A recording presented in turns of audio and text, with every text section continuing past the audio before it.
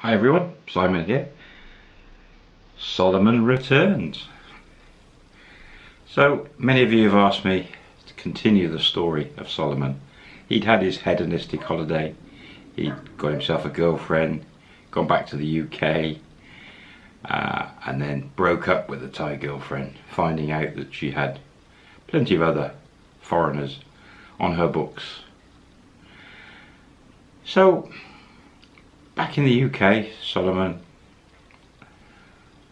jumped into, as I said before, he was in the driving. He actually had a taxi and he owned his taxi. At the time he was in rented accommodation. So he'd had his time in Thailand. Had he got it out of the system? Well, he sort of had. Then fate stepped in again. Seemed to be always pushing him towards Thailand or something to do with Thailand. And he was working nights, pretty much every night in his taxi, making reasonably good money those days. And just by chance, one evening, a Thai girl came along and got in his taxi. And this Thai girl was an escort. So quite a high-end escort, so she would be going to customers who would be paying for her services for hours or for evening, for the night, for going to galas, events, just someone on their arm, all these sorts of things. And on this night, Solomon took this Thai girl. It was a reasonable distance, something like 25 kilometers, and got chatting, as you do. And they got on really well. Now, with the taxi industry, if you get a good customer, you always give them your details and hopefully they'll come back and use you again. With this escort, he dropped her off at a rather swanky hotel. And she indicated that she wasn't going to be at a long event, and that she would pay him, which was great for a taxi driver, to actually stay in the area for a couple of hours if needed, and that she would ring him and could he collect her and take her to her home later. Of course, Solomon's fine with that. And a few hours go by, gets the phone call, goes back to this swanky hotel, picks up this girl and takes her back to the town he's working in. But this time he took her back to a house. And it wasn't in a very good area, the house, but he dropped her off and she paid him really well. Not only did she pay him for both journeys and paid him more than the normal going rate, she also paid him handsomely for the waiting time. Now, when you get jobs like that, it's like winning the lottery as a taxi driver. So it's like a night's pay, a whole night's pay for one job. That was great. Anyway, a couple of days later, he gets a phone call from the same girl again, asking if he could pick her up from that house, again off to a swanky hotel, way to bring her back. And this actually started happening every night, every other night. And after a couple of weeks, he was getting really friendly with the girl. You know, they were on first name terms and chatting away. The girl asked him whether he would like to look after a couple of other girls that she works with. Well, okay, of course, you're not going to say no to free money. And that she'd call him and it would be similar things, possibly wait and return as we call it. Possibly not, it could be one-way trips. So next evening, phone call from that girl. No, I'm not going to mention any names, but phone call from that girl, girl A, could he come to the house, pick up girl B and do the same sort of trips? And he did. Another Thai girl, again, really pretty girl, not as chatty but still chat a bit, and did the job. Later on collected her brother back, took her back to the house, and girl A was constantly ringing, and then girl C, 3 of them, and this girl was really chatty and very friendly and younger, and she seemed to be he would drop her off at a hotel, and it would be late, early morning, sort of 5-6 in the morning, phone call would come to pick her up. Maybe a slightly different escort,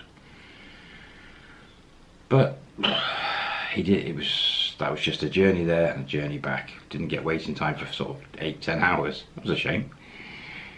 So suddenly 3 girls, escorts, working from her property, and this went on for a couple of months, and they all became more and more friendly, to the stage where these escorts were obviously earning a lot of money.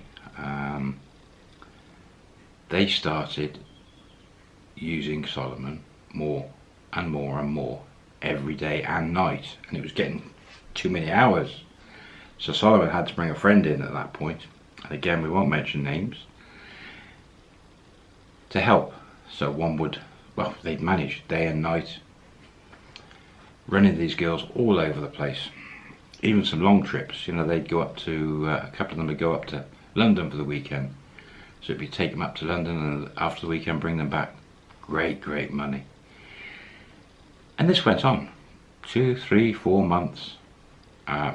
Solomon and his friend driving these girls all over the place, and they started building a relationship, a bond, where Solomon started going into the house where they lived, and they'd feed him and the other driver and get cups of tea and coffee, and even to the point where Solomon was hardly taxing, he was just looking after these girls, worked out all the situation, and he'd go to their house in the early evening, and they'd feed him and tea, and he'd spend the night at the house running the girls backwards and forwards, and his friend, they'd just be staying at the house, and quite often be sleeping on the floor, or sometimes for a few hours here and there. Anyway, this went on, and the girls started taking Solomon and his friend out in one night here and there as sort of minders, and they'd go to a nightclub or a pub and things, and you know, Solomon wouldn't have to drive, they'd get another taxi friend to take them, and so get drunk with Solomon. This went on and on and on, and remember, he was trying to get Thailand out of his head. Now where he stepped over the line a bit was, sometimes he'd take a girl to a hotel and come back, and it was really late and they didn't want to stay in the house. They started ending up staying at Solomon's place, and that happened more and more. Not so much at his friend's house, I don't believe. His friend tended to stay at that house. But yeah, and Solomon got very friendly with all 3 girls over time. We'll leave it at that.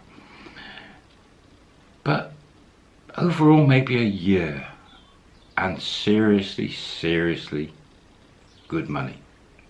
You know, working nights, it was a good night's pay, if not double a normal night's pay, every night and every day.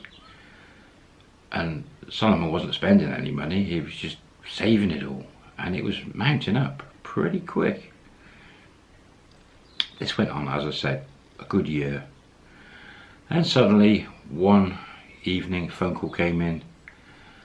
The 3 girls had to move. Now let's just say they had to leave that house and their activities in the area, and they called Solomon, and Solomon had to go round, pick them all up and their stuff, and took them 4 hours to another area, a place called Southampton, where they were going to set up their business there. And that sadly was the end of them. And Solomon knew that. He sort of said farewell, and they exchanged details and emails and numbers and things, but that was that. And it was a sudden shock to the system. He just had a year of really, really strong money, and it all came to an end, and he was back to normal, driving a cab at nights with all the drunken fools and idiots, and it was a huge drop back down to earth. And over the next 2 months, Solomon actually started getting quite depressed with this, that the life had changed. He'd had the hedonistic time in Thailand, loved it, got it out of his system, fallen for a girl, broke up, had 3 good friends for a year, lots of money, and he started getting depressed. Now, he knew he had to snap out of this, but he just could not face driving that taxi every night with all the fools. And he came to the decision that he would pack his stuff up, get rid of the rented accommodation. He didn't have many belongings. Get rid of all the rented, all the stuff he had. And his taxi, it was all paid for, so he thought he'd rent that out. He got a good friend to look after it, and that would give him a bit of an income. And he'd tot up everything, sell any bits and pieces, and he's going to go travelling. So he did. He sold everything. Put a couple of personal things into family home and rented the taxi out, totted up, and he had in his bank account, he had about $15,000. No, it was more because the exchange rate was different, so about $18,000. So he put some in a savings account for emergency when he came back, and he put about 12,000, 10,000 pounds into his main bank that he could use abroad. And he thought he's going to go back to Asia.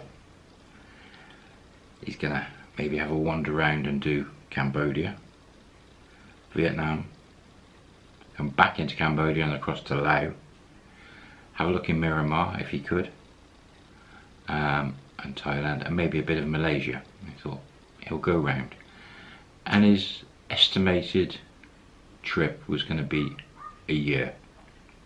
Now back in those days again, this would have been around about 2000, 2001. You could get airplane tickets then that were a year open ticket. So that's what he did.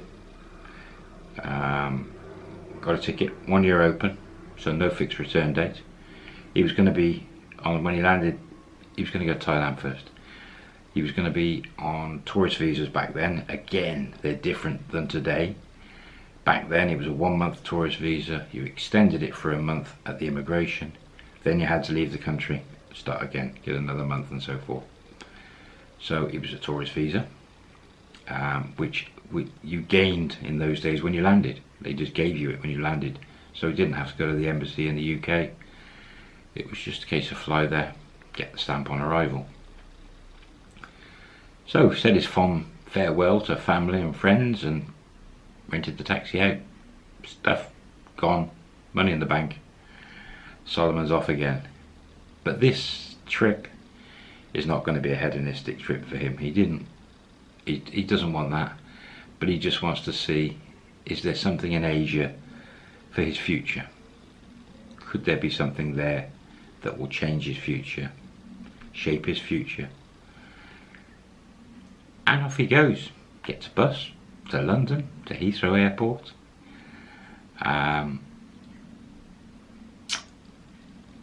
Travelling light, had a rucksack and a small, which was a cabin bag, 10 kilo bag, and a rucksack. That was it. A bit of a broken mobile phone and a bit of money in his pocket. And off he went, headed off, left London Heathrow and took off for a year. there we go. That's so Solomon's Tales Season 2 Episode 1. I hope you're glad he's back. But this will give you the journey. We're still calling him Solomon, but this will give you the journey where he goes up to a certain bar. Guys that follow me understand. Anyway, thumbs up if you can, share, subscribe. We're, I think, just about to hit, or just hit 6,000 subscribers.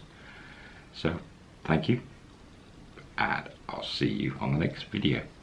Bye bye.